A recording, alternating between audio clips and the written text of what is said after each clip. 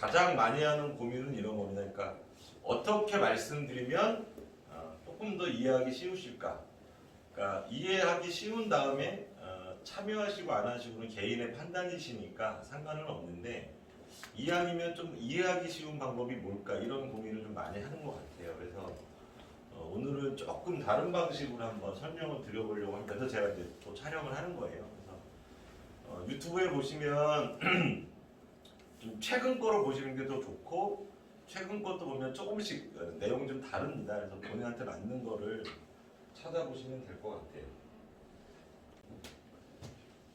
오늘 여러분은 이제 엑셀레이팅이라는 사업 모델을 들으러 오신 겁니다. 근데 이제 엑셀레이팅이 뭔지 그리고 엑셀레이팅이 왜 나왔는지 그래서 엑셀레이팅이 무슨 일을 하는지 이거를 이해하시면 그래서 그 엑셀레이팅 프로젝트라는 취지가 여러분이 생각하시는데 맞다면 참여를 같이 하시는 거고 그게 아니면 또 아닐 수도 있는 거죠. 일단은 그래서 오늘 여러분들은 적어도 엑셀레이팅이 뭔지는 좀 이해를 하고 가셨으면 좋겠습니다. 이제 저는 올해 나이는 52입니다. 52이고 IMF가 한창이던 시기에 이제 대학을 졸업하고 그래도 운이 좋아서 직장 생활을 오래 했어요. 좋은 회사에서 오래 했고 마지막 직장은 SK 자회사에서 제가 본부장으로 퇴직을 했고 주로 초기에는 뭐 컨텐츠, 뭐 음악, 영화, 드라마 이런 것들에 대한 투자 및 유통, 컨설팅 그 이후에는 또 회사를 상대로 한 M&A 뭐 상장 기업도 해보고 비상장 기업도 해보고 이런 M&A를 좀 주로 하고 인수합병 투자도 좀 했었습니다. 그리고 이제 일이 끝나고 퇴직을 하고 나서는 주로 이제 공공기관 일들을 좀 했고요. 대학에서 숭실대에서도 강의를 좀 하고 그리고 문화부, 방통위, 여가부, 그리고 이제 경찰청, 사이버수사대, 청와대 TF까지 공공기관 일을 쭉 하다가 2018년도에 이제 그만두고 2019년도부터 이제 사업을 하고 있습니다. 지금 여러분이 만나시는 이 원탑 엑셀레이팅은 법인 이름은 테스홀딩스 코리아라는 주식회사고 테스홀딩스 코리아에서 그러니까 테스홀딩스 코리아는 아까 말씀드린 것처럼 제가 2018년도 말에 이제 모든 공공기관 관련된 일을 그만두고 새로 사업을 시작하던 2019년도에 창업을 한 회사고요. 그리고 원탑 엑셀레이팅은 테스홀딩스 코리아가 진행하는 여러 프로젝트 중에 하나입니다. 그렇게 이해를 하시면 돼요.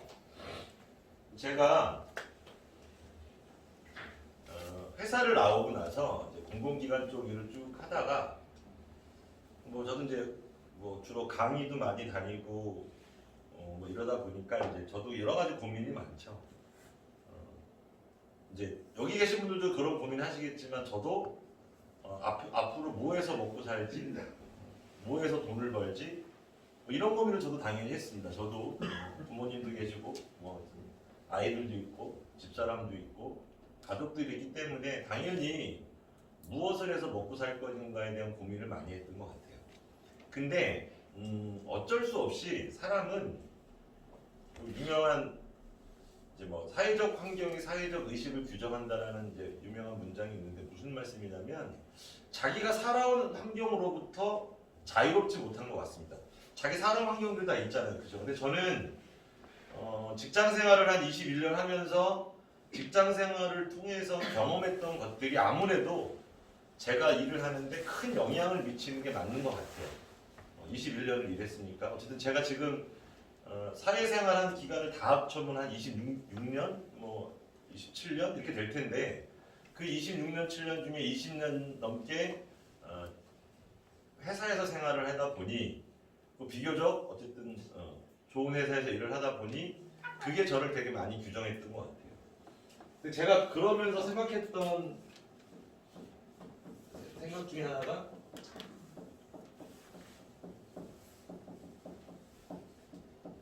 창업은 어렵다.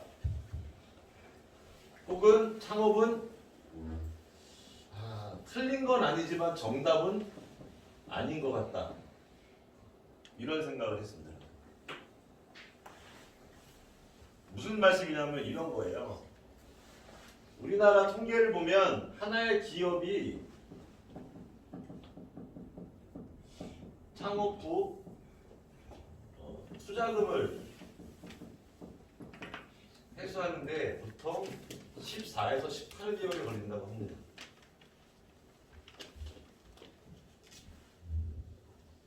자, 무슨 말씀이냐면 내가 커피숍을 차려. 그래서 뭐 가게 보증금에 인테리어비에 뭐뭐해서 한 1억을 투자했어요. 그렇죠? 투자해야지 가게 하는 거 아니에요? 그럼 내가 1억 투자했으면 매출이 나오잖아요. 뭐 한 달에 100만 원, 아니, 하루에 100만 원을 팔든 얼마를 팔든 그럼 그게 돈을 벌어서 내가 투자한 돈을 일단 다 회수를 해야 되잖아요. 그죠?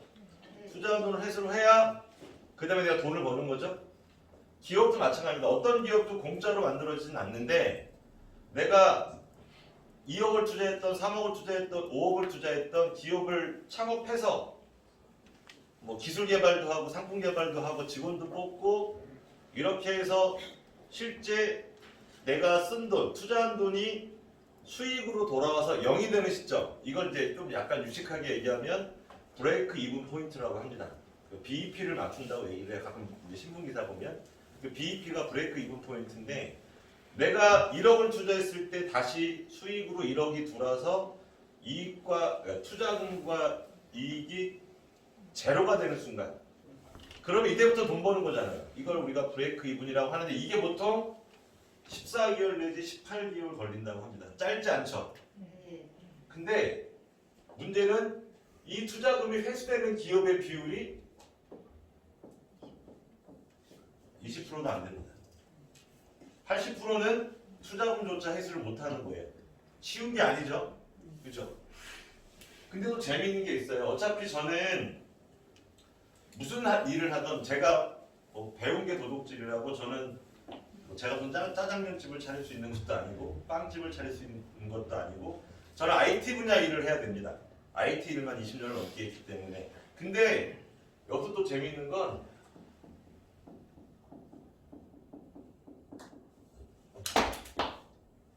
들어갔어요. 어떡하죠? 하나 더 갔다 왔습니다. 이게 영어를 좀 적당하게 뭘로 바꿔야 될지 모르겠는데 뭐냐면 하나의 새로운 기술, 하나의 새로운 아이디어가 나와서 그 아이디어가 좋으면 시장을 막 이끌어갈 거 아니에요. 그죠? 근데 예전에는 하나의 좋은 상품, 하나의 좋은 서비스가 나오면 그 상품이 시장을 이끌어가는 시간을 한 2, 3년 받습니다. 근데 2, 3년 정도 지나면 시대의 흐름이 바뀌거나 또 경쟁 상품이 나오나 해서 조금씩 리딩 타임이 끝나겠죠. 근데 이게 기술이 요즘 너무 빨리 변하다 보니까 기술의 리딩 타이밍이 최근에는 6개월 혹은 1년 미만이라고 얘기합니다. 지금 워낙 새로운 기술이 빨리 나오는 거예요. 시대가 얼마나 빨리 변해요. 그죠? 핸드폰도 뭐 새로운 기종들이 막 나오잖아요. 그죠? 근데 이게 제일 의미가 있는 게 뭐냐면 이런 거예요. 아니 투자금 회수하는데 평균 14개월 1년 이상 걸리는데 거기다 그 성공률도 20%밖에 안 돼, 20%도 안 되는데 와중에 내가 아무리 좋은 아이디어, 아무리 좋은 서비스가 있다 하더라도 내가 시장을 끌고 갈 수 있는 시간은 1년도 안 돼요. 그러면 20% 안에 들어서 내가 성공을 하더라도 이 기간이면 벌써 새로운 서비스, 새로운 상품이 나온다는 거예요. 그래서 창업이 회사를 만드는 게 그렇게 어려운 겁니다. 쉬운 일이 아니잖아요. 그죠? 제가 첫 번째로 생각한 게 창업은 어렵다였어요. 두 번째로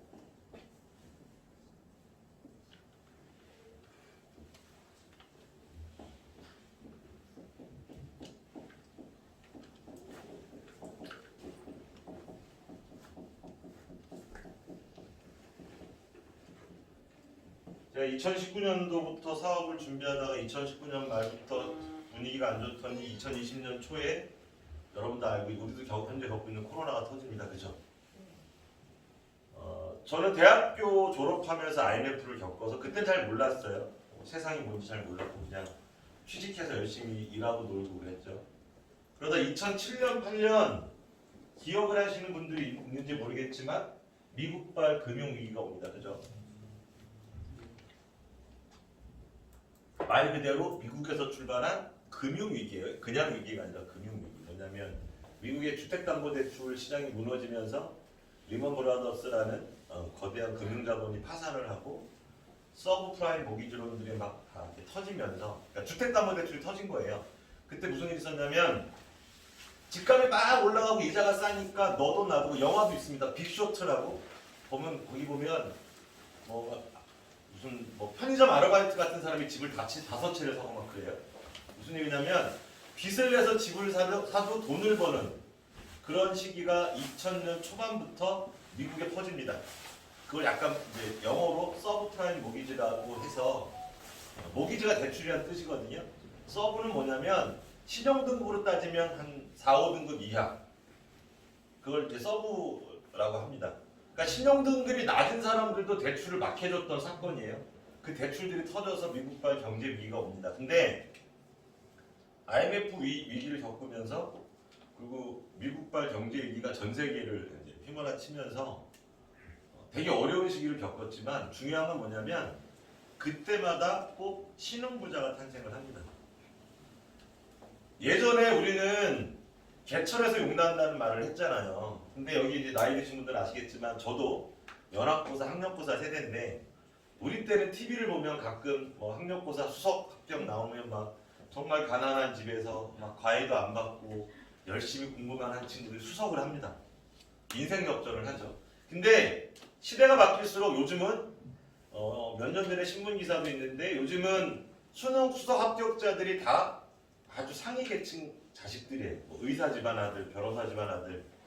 이제는 뭔가 자기의 신분이 급격히 상승할 수 있는 그런 신분 상승의 개념들이 약해지고 있습니다. 이게 점점 우리가 이제 계급이 아니라 계층의 유연성이 없어진다고 얘기를 하는데 계층 간의 유연성이 없어지는 겁니다. 근데 이것이 무너지는 시기가 위기의 시기입니다. 위기의 시기. 위기의 시기에 꼭 신흥부자들이 나옵니다. 근데 이제 위기가 뭐냐면 이런 거예요. 회사를 보면 사람의 인생이 그렇듯이 회사도 어려울 때도 있고 좋을 때도 있습니다. 그죠? 우리 인생도 뭐 잘 풀릴 때도 있고 안 풀릴 때도 있잖아요. 그것처럼 회사도 똑같은데 이 회사의 위기는 우리가 크게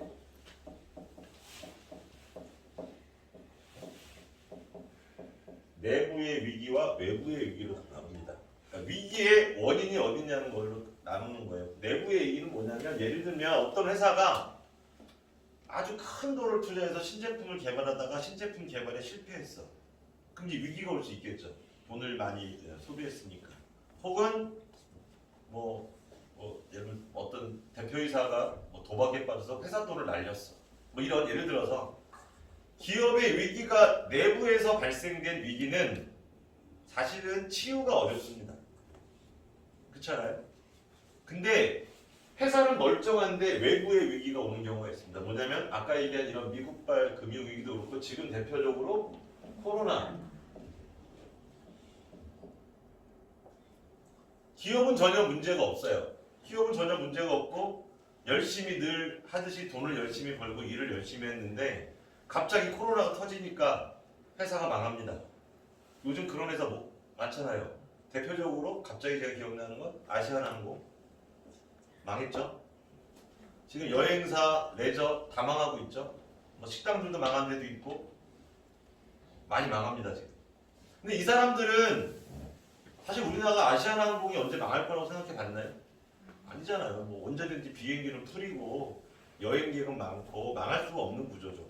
근데 코로나 같은 일이 터질 거라고 누가 예상을 했을까요? 아니죠.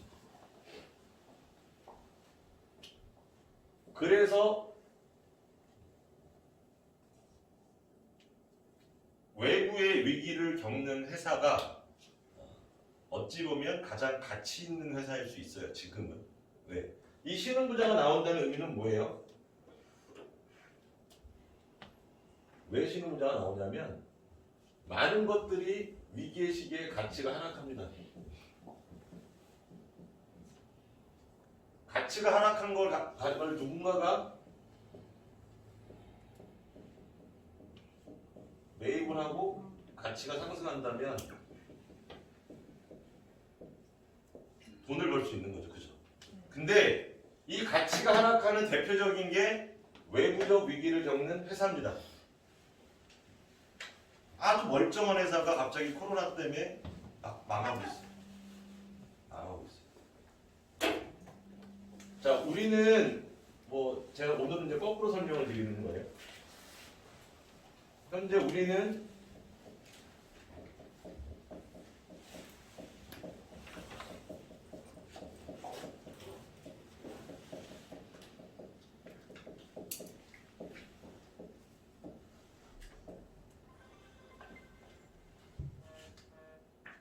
지금 코로나 위기로 인해서 가치가 하락한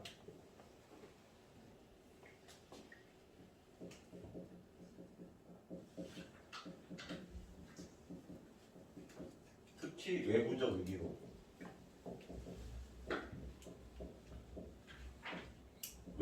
위기로 가치가 하락한 회사 및 자산을 사들이는 일을 하고 있습니다.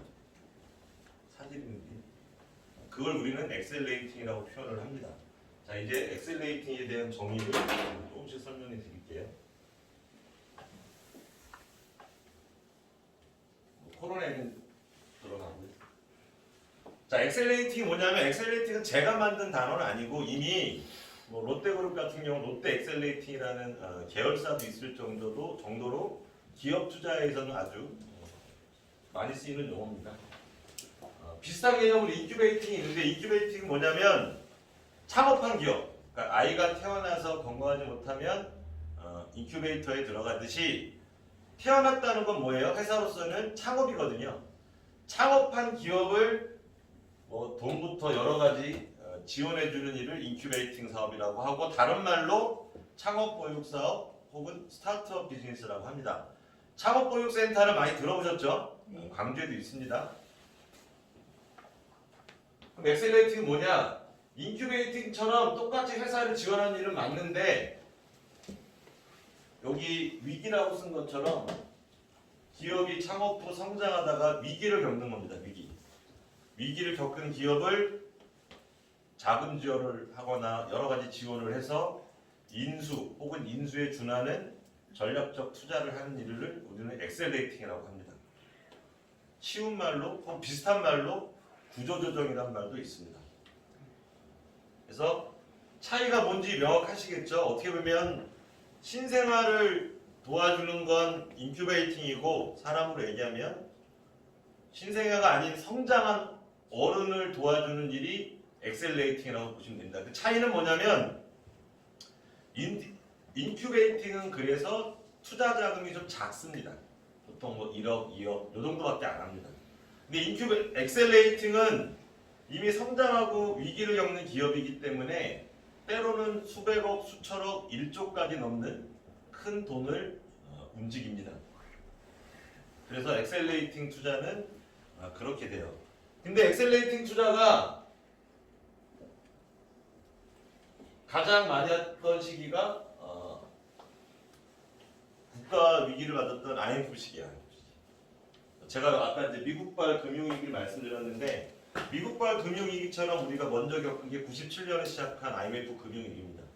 뭐 우리가 알고 있는 막 무너지지 않을 줄 알았던 한보, 뭐 기아, 대우 다 부도났잖아요. 동양증권, 고려증권 다 부도가 났는데 그때 더더욱이나 위험하게 부도가 나는 위기가 외환은행에 찾아옵니다. 외환은행의 금융위기가 온 거예요. 부도위기가. 외환은행은 민간은행이 아닙니다. 당시에는 정부가 운영하는 은행이었고 대한민국의 외환을 관리하는 아주 중요한 은행이에요. 여기 지금 우리들도 지금 기업은행에 예금하시면서 그 돈 어디 날아갈 거라고 걱정 안 하시잖아요. 그죠? 하나은행에, 신한은행에, 농협에 돈 넣을 때 그 돈 없어진다는 생각 안 하시잖아요. 그죠? 네. 근데 외환은행이 그런 부도 위기를 맞을 때 구세주처럼 사모펀드가 나타납니다. 론스타라는 사모펀드가. 론스타가 나타나서 외환은행을 인수합니다. 인수해서 몇 년이 지난 후 약 5조의 수익을 보고 외환은행을 팝니다. 당시 론스타가 투자한 현금은 한 1조 2천억 내외. 주식은 좀 더 있었고요. 그래서 여기 보시면 수익이 5조 1,500억이라는 수익을 냅니다. 1조를 투자해서 5조를 번 거예요. 100만 원 투자해서 500만 원 번 것도 5배고 1000만 원 투자해서 5천만 원 번 것도 5배지만 1조를 투자해서 5조를 버는 것과 개념이 다르죠. 통상 기업에 대한 이런 엑셀레이팅 투자는 30% 50%만 수익이 나도 많이 벌었다고 합니다. 왜? 1조 투자해서 50%면 5천억이잖아요.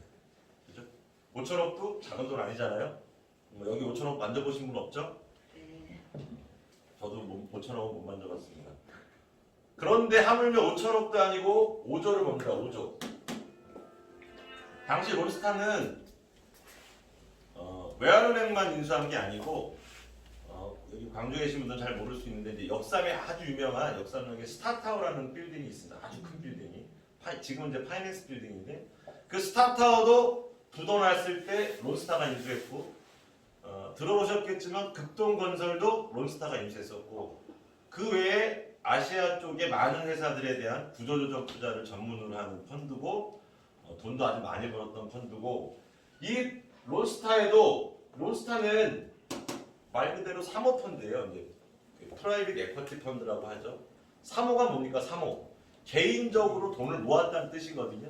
지금 론스타에는 많은 투자자들이 뒤에 있는 겁니다. 그 투자자들이 론스타에 투자해서 그 투자금으로 론스타는 이런 구조조정 투자를 했던 거죠. 제가 영화 블랙머니 얘기도 말씀드리지만 얼마나 수익이 많이 났는지 당시에 한국에서는 이거는 뭐 비리가 있다, 부실하게 팔았다, 나중에 5조나 벌을 수 있는 걸 왜 1조에 팔았냐? 국정감사까지 갔었죠. 소송까지 갔었고, 근데 안타깝게도 론스타 해외 소송에 대한민국이 졌습니다. 해외에선 이걸 부실거래라고 보지 않습니다. 왜? 비 올 때 우산 쓰여주는데, 그잖아요. 죽어가는 사람 살리는데 누구나 돈 욕심이 있으면 싸게 사고 싶은 거 아니겠어요? 그죠? 아까도 말씀드렸듯이 위기의 시기에 왜 신흥부자가 나와요? 가치가 하락한 걸 매입하는데 위기의 시기니까 이런 거죠. 뭐 30억 주고 늘 사던 걸 이 위기의 시기에는 5억, 6억에 살 수 있는 겁니다. 그럼 돈 버는 거잖아요. 그죠? 그게 부동산이 됐든 회사가 됐든. 여러분이 기억하셔야 될 오늘 딱 하나의 모델은 원탑이 올해 약 10개의 코인 회사를 인수하는 걸 목표로 하고 있고 2020년 11월 9일 날 저희가 시작을 해서 그때 이미 3개의 기업을 인수했고 지금 아마 이번 달이면 5개의 기업을 인수하게 됩니다. 아까 말씀드린 것처럼 저희는 이렇게 위기를 겪어서 가치가 하락한 회사나 자산을 인수하는 일을 하는 거고 여기 계신 여러분들은 이런 원탑이 이런 회사와 자산을 인수하는 일에 참여를 할지 말지를 결정하러 오신 거예요. 오늘 여러분들은 이 그림 하나만 머릿속에 기억을 하시면 사실은 제가 드리고 싶은 말씀은 거의 다 끝난 겁니다. 근데 이제 이런 얘기만 말씀드려요.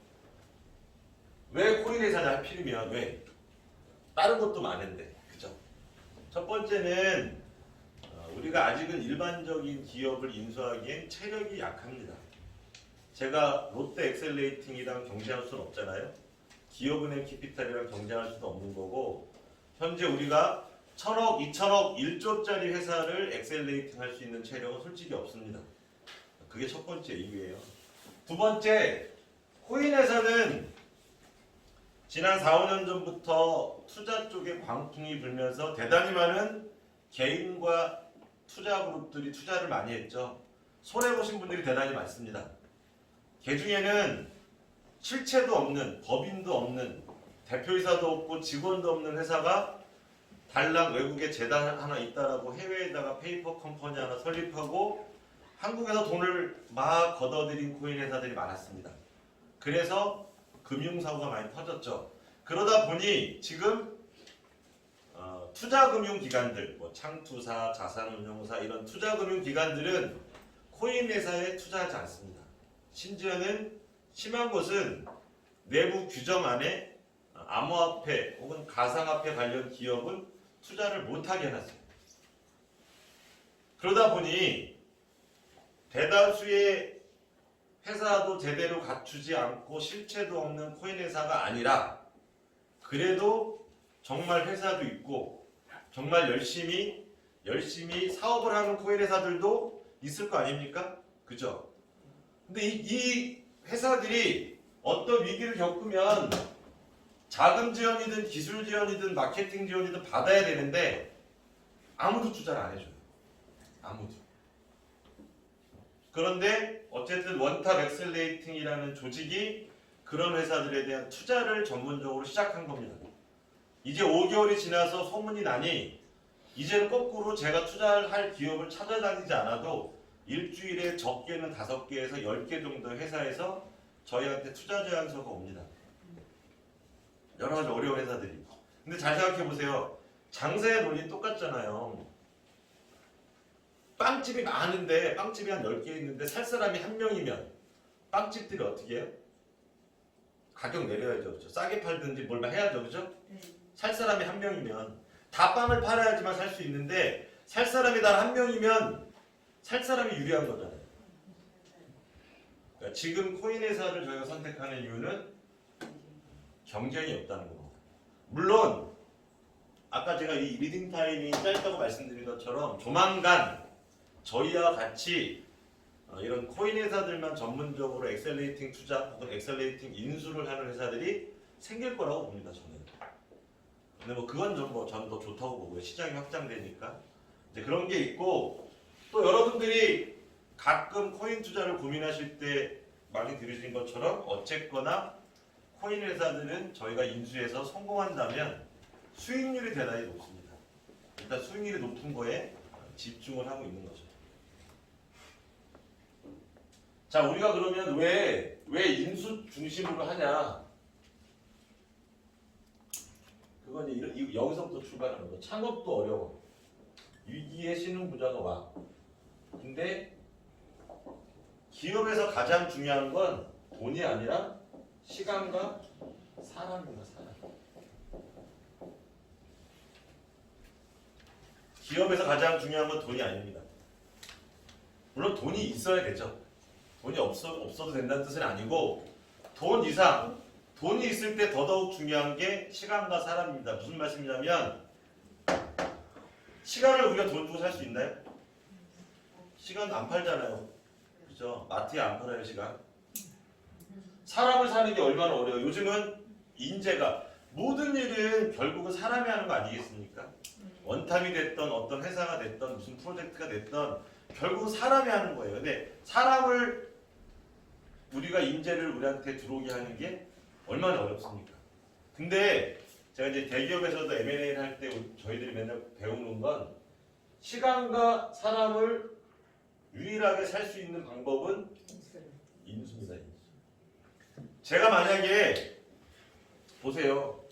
어떤 정말 좋은 아이디어가 있어서 창업을 했더니 14개월, 18개월 걸려. 그것도 20%밖에 성공 확률이 없어요. 근데 한 3년 된, 뭐 5년 된 어떤 좋은 아이디어를 갖고 있는 회사를 제가 사면 그거는 3년과 혹은 5년이라는 시간을 사는 것과 똑같습니다. 사면 그러고잖아요. 여러분이 커피숍을 차리는데 내가 새로 사업장 얻어서 인테리어에서 차리는 게 아니라 오늘 그냥 커피숍 하나를 내가 인수하면 내일부터 매출은 내 거잖아요. 그럼 적어도 나는 커피숍을 이렇게 어디 뭐 좋은 매장, 뭐 좋은 상권을 보러 다니는 시간부터 실제 인테리어와 창업하는데 만약에 석 달, 넉 달이 걸린다고 하면 적어도 내가 인수하는 순간 저는 석 달, 넉 달의 시간을 산 거예요. 그죠? 더구나 거기에 정말 잘하는 바리스타가 있고 이랬으면 그 사람도 산 겁니다, 우리는. 그죠? 그래서 대기업들이 왜 인수 중심의 비즈니스를 하냐면 대기업이 인수 중심의 비즈니스를 하는 이유는 바로 가장 중요한 시간과 사람을 살기 위해서. 저희도 시간과 사람을 살기 위해서 어떤 외부적 위기로 가치가 하락한 회사를 인수합니다. 예를 들면 저희가 지금 뭐 아시는 분은 아시겠지만 태국 관광업을 진행하던 DRK라는 저희가 이제 사업 모델을 인수했습니다. 얼마 전에 2월달에 인수해서 지금 저희가 그걸 진행하고 있죠. DRK라는 회사는 대표가 태국에 한 30년 동안 살면서 태국과 한국을 잇는 관광 사업을 너무너무 잘 만들어 놨어요. 그러다가 돈을 많이 벌었어요. 돈을 많이 벌었는데 2019년도에 왜 그랬는지 모르지만 본인이 갖고 있던 김치박물관도 확장해서 10억 투자하고 파타야에 막 요트도 사고 막 투자를 많이 했습니다. 한 20억 이상을 투자했어요. 근데 그 투자가 언제 끝났냐면 작년 5월달에 끝났습니다. 작년 5월달에 끝났으면 무슨 일이 생겼어요? 그렇게 수십억을 투자해놓고 현재까지 매출이 제로입니다. 근데 그 회사가 잘못한 게 있어요? 없잖아요. 안타까운 일이지만 그 친구 막 집에 얼마 전에 저한테 술 먹고 하소연하더라고요. 집에 막 차갑도 들어오고 지금. 근데 이 친구 잘못한 거 없잖아요. 20년 동안 너무 열심히 일해서 돈을 벌어서 그 버는 돈으로 조금 더 큰 사업을 하려고 확장을 했는데 대표적인 외부적 위기인 코로나가 터진 거예요. 현재 그 회사 및 법인 지분 49%를 저희 회사가 인수를 했습니다. 그래서 제가 이따 뭐 사진도 가끔 보여드리는데 다음 주에 등기가 나옵니다. 저희가 지분 49%가 등재된 등기가 나오고 그 DRK라는 코인 100%를 저희가 다 인수를 한 겁니다. 저는 어떤 생각이었냐고 물어보시면 말씀드렸잖아요. 태국은 여행업이 너무나 잘 되는 나라인데 코로나 때문에 지금 국가 여행업 매출이 10분의 1로 줄었답니다. 그래서 자산들이 막 가격이 곤두박질 치고 있는 거예요. 막 30억짜리 어떤 부동산이 막 4억, 5억 합니다 지금. 작년 초만 해도 30억 하던 게 그런 걸 사는 게 저희가 하는 일입니다. 근데 또 재밌는 건 파타야에 그렇게 저희가 뭐 골프장, 요트, 풀빌라 리조트까지 다 인수를 했는데 파타야에 방콕에서 한 1시간 40분 수완나폰 공항에서 파타야를 갑니다. 그 파타야의 가장 큰 약점은 그거 하나예요. 파타야가 동남아시아 최고의 관광도시임에도 불구하고 약점은 공항에서 먼 겁니다. 근데 얼마 전에 이제 태국이 파타야를 더 확장하기 위해서 오타파오인가요? 네. 그 파타야 한 25분 거리에 있는 군사공항이 있습니다. 우리나라 성남공항처럼 그 오타파오 공항을 국제공항으로 개편하기로 했습니다. 그러면 이제 오타파오 공항에서 파타야를 들어오는데 25분밖에 안 걸려요. 저는 코로나가 끝나서 태국이 다시 관광을 시작하는 게 올해 한 7, 8월이라고 합니다. 그 그린 여권으로 저는 태국이 다시 여행이 시작되면 그래서 오타파오 공항까지 열리면 저희가 현재 투자한 자산들이 말씀드렸듯이 골프장, 요트, 풀빌라 리조트까지 자산들이 적어도 3배, 4배, 5배 이상 가격이 오를 거라고 생각하고 실제로 이번 주 금요일부터 요트는 영업을 시작합니다. 태국이 이제 영업할 수 있도록 영업허가를 다 내줬어요. 그래서 이번 주 금요일부터 첫 주말 영업을 요트가 시작을 하고 다음 주부터 골프장이 영업을 개시합니다. 리조트는 좀 수리를 해야 돼요. 아무튼 저희가 이렇게 10개 정도의 코인 회사를 올해 목표로 하고 있습니다. 인수해서 사업을 하는 걸. 어떤 회사들이냐면 회사는 멀쩡하지만 외부적 위기로 가치가 하락한 회사들을 사는 일을 하고 있습니다. 굳이 원탑 엑셀레이팅이 아니어도 저는 지금이 최적기라고 생각합니다. 또 딴 얘기 한번 드릴까요? 저희가 이제 작년 11월에 시작, 원래 사업 준비는 한 5월, 6월부터 하고 11월 달에 초에 시작하고 나서 첫 번째 투자한 것들이 꽤 좋은 성적이 나와서 돈을 벌었습니다. 그래서 지금 이제는 회사 플러스 부동산도 좀 관심을 갖고 있어요. 부동산도 굉장히 싸거든요. 그래서 강남, 광주, 순천, 완도 부동산을 좀 보고 있는데 예를 들면 그런 좋은 부동산을 살 때 원탑 엑셀레이팅 멤버, 이 엑셀레이팅 프로그램과 별도의 클라우드 펀딩 방식으로 부동산을 공동 매입하는 프로젝트도 고민 중이거든요. 물론 이제 개인이 참여하고 싶은 분만 참여하면 되는데 저는 지금이 그러한 경제적 어려움 위기로 인해서 뭔가 좋은 매물이 싸게 나온 것들이 있으면 저희가 아니어도 여러분들이라도 좋은 것들은 같이 모여서 투자를 하시는 것도 지금이 가장 좋은 시기라고 저는 생각을 합니다. 그러면 무조건 회사만 인수한다고 돈을 버는 건 아닙니다. 그죠? 우리가 줍줍 파는 것도 아니고 사면 다 돈 되진 않겠죠? 그러면 이제 돈이 될 수 있게 사야 됩니다. 첫 번째는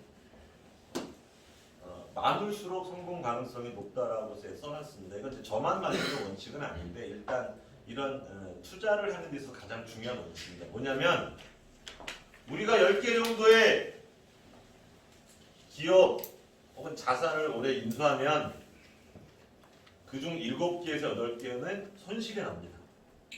10개가 다 돈을 벌 확률은 제로에 가깝습니다. 10개가 다 돈을 벌면 성공하면 더 이상 우리는 내년에 안 만나도 되겠지만 아쉽게도 10개가 다 성공할 가능성은 거의 없습니다. 제 목표는 10개 중에 2개에서 3개만이라도 성공을 시키는 겁니다. 7, 8개는 실패할 확률이 대단히 높습니다. 물론 그 7, 8개가 뭐가 될지 몰라요.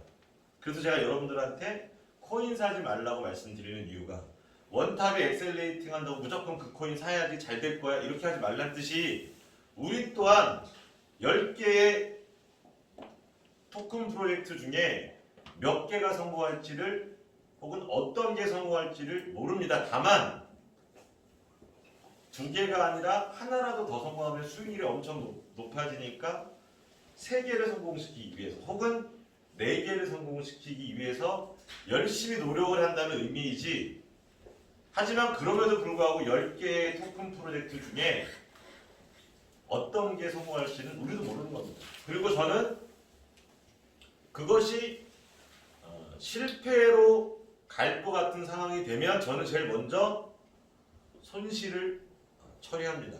손절을 합니다.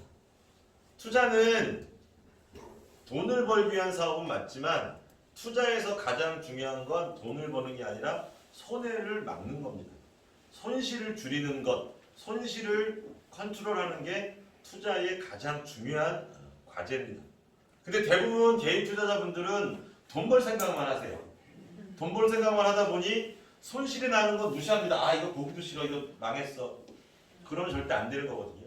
손실이 날수록 철저하게 관리를 해야 됩니다. 그래서 예를 들어서 우리가 10억 투자했는데 현재 손실이 날 것 같다. 그럼 손실이 5억이 아니라 4억이 되고 4억이 아니라 3억이 되면 나온 거잖아요. 손실을 줄이는 것 또한 대단히 중요한 투자의 방법이고 투자의 중요한 덕목입니다. 그래서 저희는 올해 목표는 그러니까 최소 8개에서 목표는 10개지만 일이 잘 돼서 11개가 인수되면 더 잘 돼서 12개가 인수되면 조금 더 성공 가능성이 높은 거죠. 우리 야구에서 지난주에 이제 프로야구 오픈했잖아요. 저도 프로야구 좋아합니다. 야구에서 3할 타자만 돼도 대단히 훌륭한 타자 아닙니까? 연봉을 몇십억 받을 수 있는 그 3할 타자가 무슨 뜻이에요? 타석에 10번 쓰면 3번 사는 거잖아요. 거꾸로 얘기하면 7번 뒤지는 거예요. 죽는 확률이 사는 확률의 2배 이상인 거예요. 그런데도 우리 3할 타자한테 열광하잖아요. 똑같은 겁니다. 기업 투자도.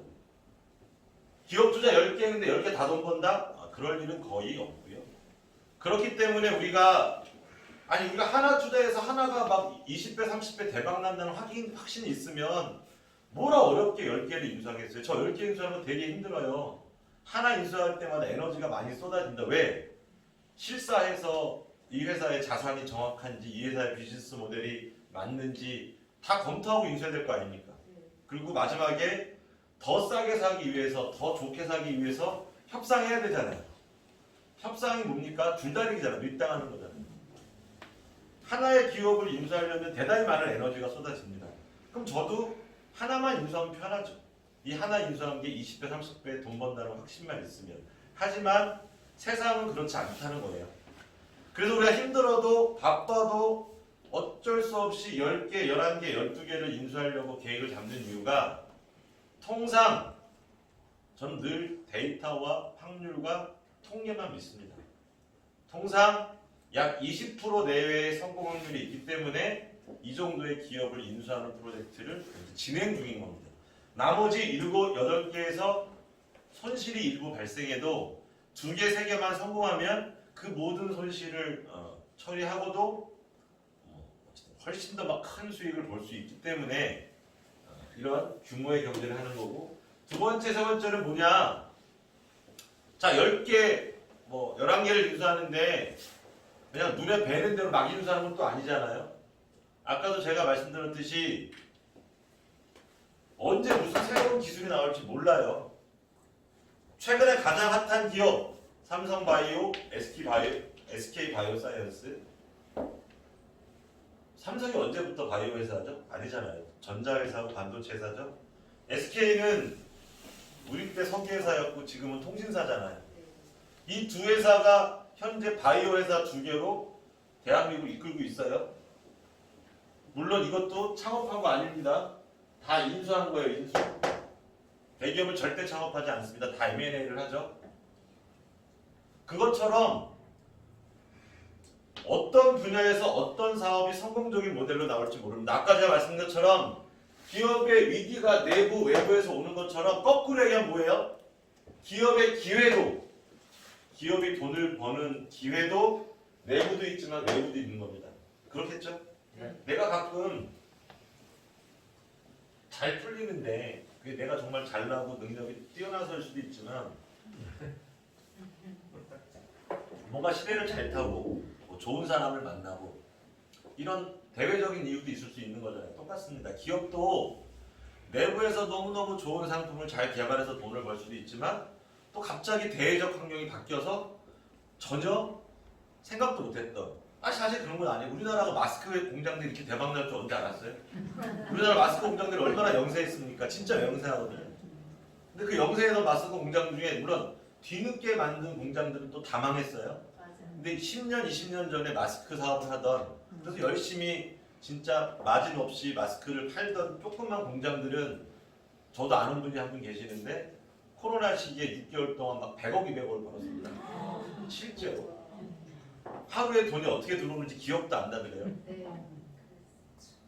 공장 앞에 컨테이너들이 막 10대, 10대가 줄 서서 물건이 나오기만 기다리고 있더래요. 저 이제 부산에 계신 분인데 제가 아시는 분이. 대한민국에서 꽤 오래된 그 뭐라 그러죠? 그런 뭐 허리 벨트니 뭐 이런 거 있잖아요. 그런 이제 의료 보조기를 만드시는 아주 큰 회사인데 마스크도 만드시는 그분은 3대째 공장을 하시는데 이번에 그동안 3대가 번 돈보다 6개월 동안 번 돈이 더 많습니다. 근데 그걸 우리가 알았냐고. 그걸 그 회사가 잘했다고 할 수 있나요? 물론 열심히 꿋꿋하게 사업을 하신 건 잘한 거지만 그냥 코로나가 만들어 준 거잖아요. 그죠? 우리 다 마스크 쓰고 계시듯이 코로나가 만들어 준 거예요.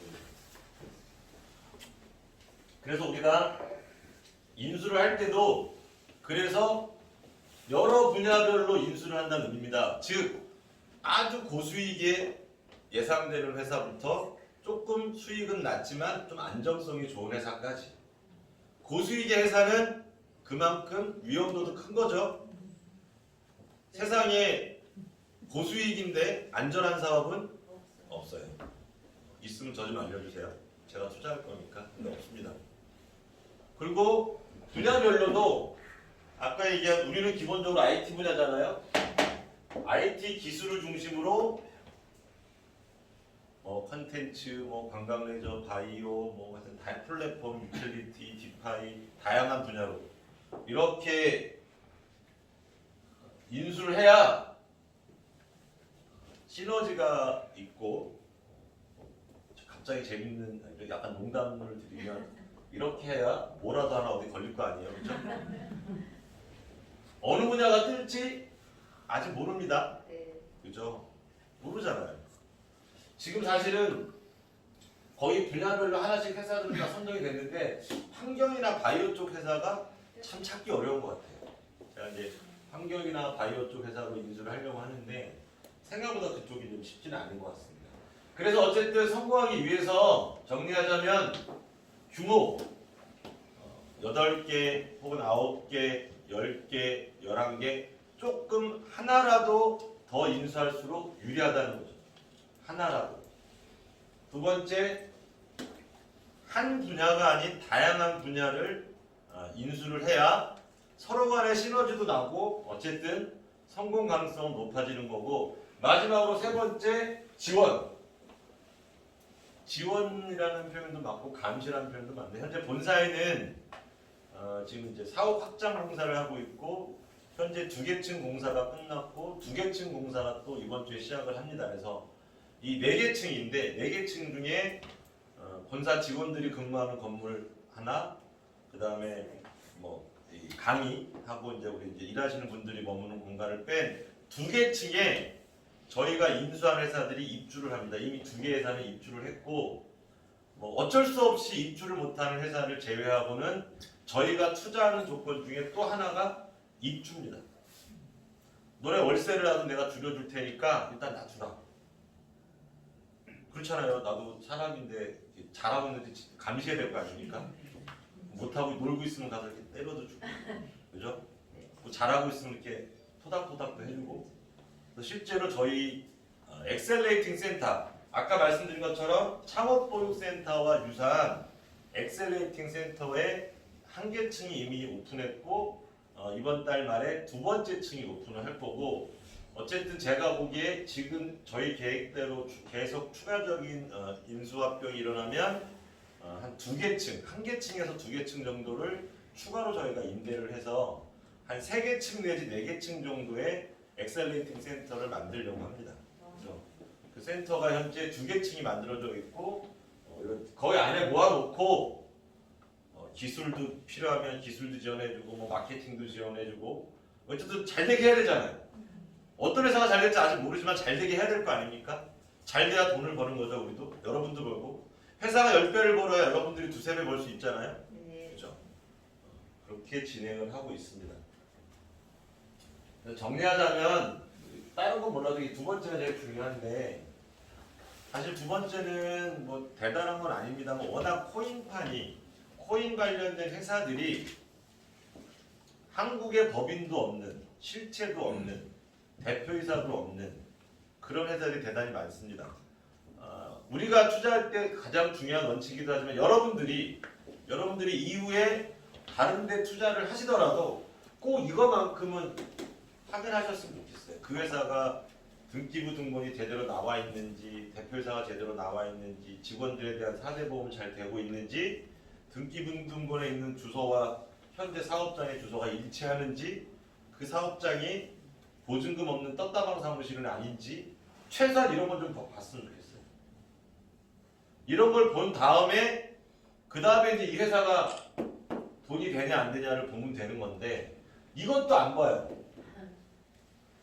제가 이제 개인적으로 가끔 이제 법률 상담도 해드리는데 지금도 여전히 뭔가 어디다 투자했다가 손해를 보신 분이 가끔 저를 찾아와서 상담을 합니다. 저희 회원분들 중에도 몇 분 계세요. 저한테 상담 오시는 분들이. 그러면 이제 제가 이제 서류를 다 받아보고 찾아보면 다 여기 걸려요. 법인도 없고 회사 아무도 없어. 그 얘기 뭐예요? 하소연할 데가 없어요. 소송을 제기할 주체가 없어요. 혹은 뭐 제가 농담삼아 이런 얘기 했는데 가서 멱살 잡을 사람이 없는 거예요. 그런 일들만큼은 안 당했으면 좋겠습니다. 그래서 이제 우리가 이제 이렇게 이런 이유로, 그러니까 이 위기의 시기에 신흥부자가 나오는 그런 걸 이런 시기에 어쨌든 주로 외부적 위기로 가치가 하락한 회사를 이게 추가적으로 자산까지 인수하는 일을 저희가 하고 있고 여러분들은 그런 엑셀레이팅 프로젝트에 참여할지 말지를 결정하러 오신 겁니다. 그럼 일단 그러면 이제 제가 하고 싶은 얘기는 다 드린 거고, 그럼 이제 과연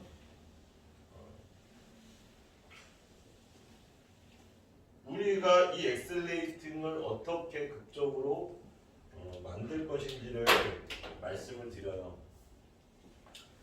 뭐 제가 이제 이렇게 대기업 얘기를 좀 많이 하는데, 일단 대기업은 돈을 잘 벌잖아요. 그렇죠? 뭐 대기업의 계열사 한두 개가 적자 났다는 기사는 있어도 대기업 전체가 적자 나는 걸 본 적 없잖아요. 현대그룹이 적자 난 적 없어요. 최근 20-30년 동안. 삼성그룹 없습니다. 그죠? 롯데 없고요. LG 없어요. 근데 그 이유가 뭐냐? 현대자동차를 제가 예를 많이 들어요. 근데 물론 현대만 그런 건 아닙니다. 모든 기업이 똑같아요. 이 구조는.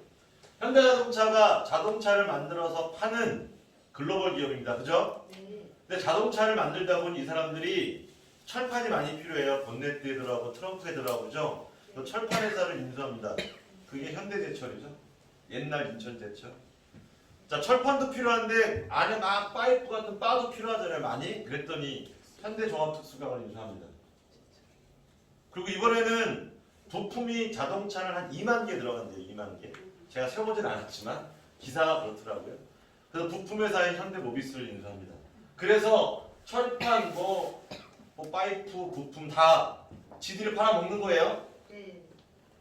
그래서 차를 만들었더니 저도 현대차를 타는데 비싸잖아요. 비싸니까 사기 편하라고 캐피탈을 인수합니다. 차 팔았으니까 차 갖다 줘야죠. 물류회사를 인수합니다. 현대글로비스.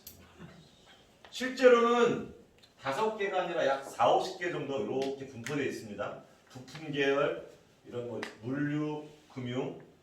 이거를 자동차 산업의 밸류체인. 중요한 건 이제 밸류체인이에요. 밸류체인이 무슨 뜻이냐면 밸류라는 게 가치잖아요. 가치. 기업에 있어서 가치는 돈입니다. 돈. 근데 돈이 못 새어나게 이렇게 계속 체인처럼 계속 묶었다, 엮었다. 이런 의미로 밸류체인 혹은 뭐 밸류에이션, 밸류에디드 뭐 이렇게 표현을 합니다. 돈 새어나갈 때가 없게 만들었다는 뜻이에요. 그래서 부품 팔아 돈 벌고 현대제철은 얼마나 안심해요. 자기네가 철판을 아무리 많이 만들어도 사주는 회사가 있잖아. 그죠? 그래서 이걸 자동차 산업의 밸류체인을 만들었다고 합니다. 저희는 암호화폐 분야의 밸류체인을 만들려고 합니다. 지금 말씀드린 것처럼 아까 이제 분야별 코인 회사 10개 정도를 저희가 인수한다고 말씀드렸어요. 그죠? 분야별 회사를 인수합니다. 여러분들이 이제 여기 있는 거예요. 여기. 엑셀레이팅은 여기 있습니다. 여러분과 무관하게 기술회사가 대단히 중요합니다. 이 분야별 암호화폐 기업도 다 기술 기반 회사이기 때문에 그게 플랫폼이든 유틸리티든 뭐 디파이든 어떤 분야든 기술이 중요하기 때문에 기술 개발 회사가 중요해서 현재 상장사 CTO, 부사장으로 있던 분을 스카웃을 하고 기술 회사를 추가로 인수하는 일을 하고 있습니다. 그리고 기술을 개발하는 하나의 그룹을 또 추가로 인수하는 일을 현재 하고 있습니다. 그래서 기술 쪽의 라인업을 지금 갖추고 있습니다. 이 암호화폐 기업들을 지원하기 위해서. 그래서 암호화폐 기업이 있고 기술이 있으면 그 다음에 어쨌든 코인 비즈니스의 꽃은 거래소입니다. 이 모든 거의 정점이잖아요. 그래서 현재 IS, MS 인증까지 마친 한 8위권 안에 드는 중형 거래소와 투자를 통한 공동 경영 협상을 하고 있습니다. 조만간 저희가 암호화폐 거래소도 공동 경영을 하게 될 것 같습니다. 그래서 이렇게 밸류 체인을 만들었는데 밸류 체인은 뭐냐면 내가 100억을 투자해서 200억, 300억이 아닌 1000억, 2000억까지 벌 수 있는 큰 밸류를 키우는 것, 에디드라고 합니다. 밸류 에디드. 큰 밸류를 키우는 걸 우리가 밸류에이션이라고 합니다. 근데 이런 거래소와 코인 회사를 키우려고 보니 이 거래소와 코인 회사들은 현재로는 가장 신뢰도가 좀 낮은 편이다. 그죠? 여러분들이 지금 거래소에 막 돈 입금하죠. 거래하시는 분들, 빗썸이든 어디든. 근데 잘 생각해 보시면 거래소는 예금자 보호법에 어떠한 보호도 못 받습니다. 거래소가 문 닫으면 여러분이 넣은 돈 다 날아갑니다. 실제로 모 거래소는 얼마 전에 고객 예치금 80%가 없어져서 대표이사가 이제 구속됐거든요. 그러면 거꾸로 이 거래소에 이런 코인 회사에 우리가 믿을 수 있는 투자금융기관이 주주를 참석하고 이것들을 총괄한다고 하면 제가 생각하는 암호화폐 분야의 밸류체인은 완성된다고 생각하고 혹은 가장 극대화된다고 생각합니다. 여러분이 생각하실 때 뭐 빗썸 업비트를 빼고 뭐 1, 2등이 이거 빼고 중형 거래소들이 꽤 많잖아요, 그죠? 뭐 고파스도 꽤 많은데 그 어떤 거래소에 뭐 기업은행이, 뭐 신한은행이, 어떤 투자 뭐 자산운용사가, 창투사가 주주로 들어왔다고 광고가 나요. 그럼 아무래도 좀 믿음직하겠죠. 실제로 내년 그러니까 올 12월이나 내년 초에 특근법이 9월에 시행되면서 거래소의 계좌들이 결정이 나고 거래소들이 그러면 계좌가 오픈된다는 얘기는 이제 안정화된다는 얘기잖아요. 그러고 나면 내년 상반기에는 뭐 저 혼자만 예상이 아니라 많은 사람들이 예상하는 거래소를 상대로 한 큰 M&A가 한번 열릴 겁니다. 왜? 일반 상장 기업들 중에 거래소는 올 초에 작년 한 4월, 5월 달에 그런 기사 보신 거 있나 아시는지 모르겠지만 꽤 많은 상장 기업들이 마스크 공장을 인수했습니다. 아세요? 네. 꽤 많은 상장 기업들이 인수했어요. 왜? 수익성 때문에 인수한 게 아니라 기업에게는 제가 오늘 그 얘기까지 너무 좀 길어져서 다 안 할 건데 기업에게는 더욱 중요한 것 중에 하나가 마켓캡, 즉 사이즈입니다. 크기. 매출의 크기가 기업의 가치를 결정하는 데 대단히 중요합니다. 10억짜리 회사인데 내가 5억 남어. 100억짜리 회사인데 5억 적자야. 경제적으로는 100억 매출에 5억 적자가 훨씬 더 가치가 높습니다. 그래서 상장 기업들이 자신들의 몸집을 키우기 위해서 마스크 공장들을 많이 인수했어요. 거꾸로 거래소들은 뭐가 있어요? 고객 예탁금이 있습니다. 고객 예치금. 지금 빗썸은 한 1, 2조 하다가 요즘 한 20조까지 늘었대요. 코인 광풍이라. 고객 예치금이 몇백억, 몇천억 들어와 있는 그 현금이잖아요, 현금. 상장 기업들한테는 아주 탐나는 M&A물입니다. 그래서 뭐 쉽게 말씀드리면 이런 데다가 우리가 한 100억 정도 투자해서 투자금융회사과 은행을 가지고 어쨌든 밸류에이션을 크게 올려서 그 M&A 시장이 열리면 한 1,000억, 2,000억에 팔아보자.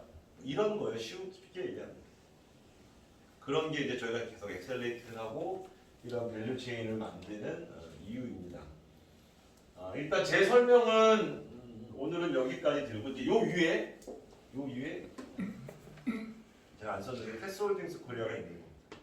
저희가 이번에 투자금융회사, 그러니까 자산운용소도 2주 전에 인수의향서를 사인하고 인수협상을 하고 있습니다. 그 자산운용사는 현재 투자자산이 한 2조 2천억 정도 되는데 저희가 2조 2천억짜리 투자자산을 다 인수하기에는 조금 사이즈가 너무 커요. 그래서 이렇게 잘라서 안전자산 중심으로 해서 지금 분할로 인수하는 문제를 협상을 하고 있고 아마 2, 3주 안에 인수 여부가 결정이 납니다. 근데 제가 여기서 약속을 하나 드릴 수 있는 건 이번 자산운용사 인수가 협상이 결렬될 수도 있어요. 그죠? 사람들이 모르는 겁니다. 근데 이번 자산운용사의 인수협상이 결렬되면 전 또 다른 자산운용사와 인수협상을 시작할 겁니다. 자산운용사, 즉 투자금융회사는 제가 올해 이러한 밸류체인을 만드는데 가장 정점인 꼭지점에 있기 때문에 올해 자산운용사 하나를 인수하는 건 제 목표입니다. 목표. 반드시 자산운용사는 저희가 인수를 할 겁니다. 여기까지 제가 이제 말씀을 드리고요. 신규 오신 분들이 많아서 이게 좀 의미가 있을지 모르겠는데 저희가 작년 11월 9일에 시작하고 12월 1일 날 첫 수익이 발생하고 지금 출발 기준으로 이제 오늘이 7일인가요? 내일이면 만으로 5개월이 됩니다. 그래서 5월 1일을 저희가 이제 뭐 영화나 드라마는 아니지만 시즌 2라고 제가 이제 명명을 해서 원탑 엑셀레이팅 시즌 2가 이제 5월 1일부터 진행됩니다. 바뀌는 거는 크면 크고 작으면 작은데 기본 구조는 하나도 안 바뀌고요. 5월 1일 공동시 매출부터는 수익이 1에서 0.9로 조정이 됩니다. 그러니까 4월 30일 날 들어온 매출은 100일 동안 그냥 1이 가는 거고 5월 1일 날 들어오면 0.9로 100일을 가는 겁니다. 그리고 아까 말씀드린 것처럼 자산운용사를 인수하는 또 하나의 이유 중에 하나는 여러분들이 지금 투자하시는 투자 상품을 적어도 금감원의 허가를 받은 좀 대외적인 공신력 있는 상품으로 만들기 위해서 하는 작업이다 보니 이제는 이런 엑셀레이팅 상품에 부가 상품을 만듭니다. 부동산이 될 수도 있고 컨텐츠가 될 수도 있고 그건 그때그때 달라요. 이거는 엑셀레이팅처럼 계속 가는 상품이 아니라 끝이 있는 상품들입니다. 뭐 3개월짜리, 2달짜리 끝이 있는 상품이기 때문에 하시고 싶은 것만 하시면 돼요.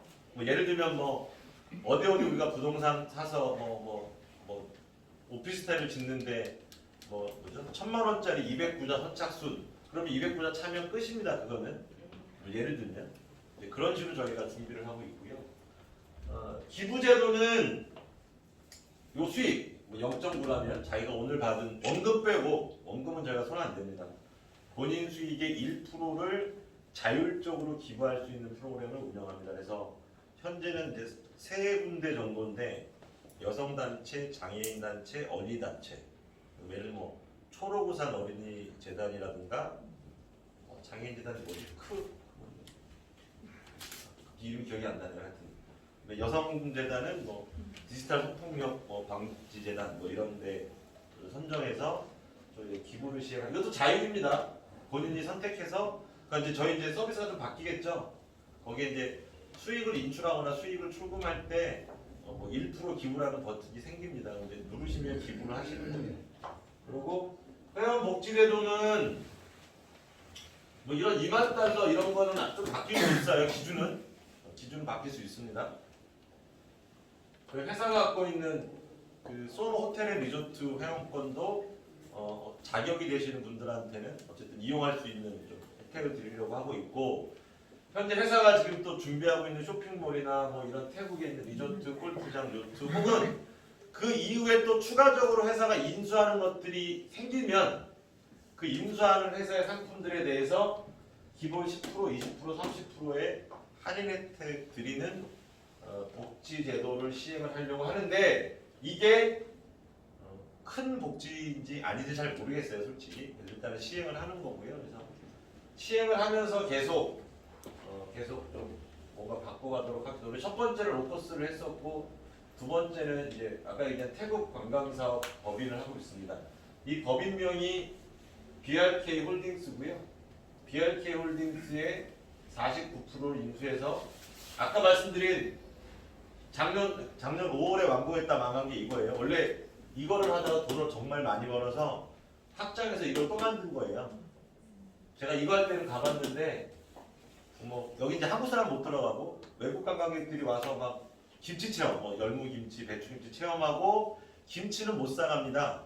근데 김은 사가게 돼 있어요. 그래서 김의 김치예요. 근데 김이 한 3,000원짜리 한 3만 원에 팔더라고요. 관광객들한테. 그러다 이제 돈을 많이 벌어서 이걸 차린 거죠. 이걸 이제 지은 겁니다. 여기 주소 들어가 보시면 다 있어요. 실제 이 건물들이. 근데 이거 짓고 망했죠. 이거 짓고 지금 집에 차 갖고 들어온 거예요. 근데 파타야 시시 요트. 그래서 제가 잠깐 좀